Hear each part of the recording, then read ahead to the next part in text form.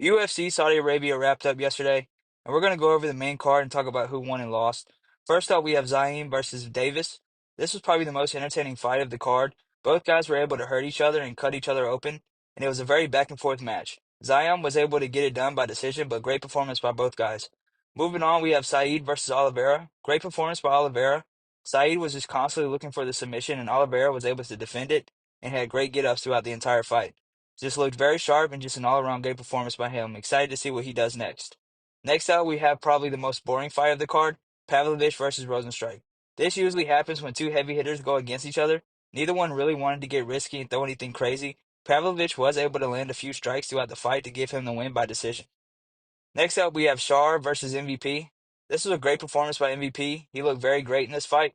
Shar was just very uncomfortable and wasn't able to throw the strikes he wanted to in the fight the way he usually does. MVP was able to do whatever he wanted. He just looked great altogether. Excited to see who they match him up with next. Next, we have the main event. Very disappointing outcome to this fight. Izzy once again lost, and Imavov looked great. Izzy did look good during the first round, but as soon as the second round started, Imavov was able to hit Izzy with an overhand and ground and pound him to a finish. Izzy didn't take the loss very well. Not sure what they're going to do next for him. They can't really put him anywhere other than the main event due to his contract, so it's going to be tough to find a worthy opponent for him moving forward.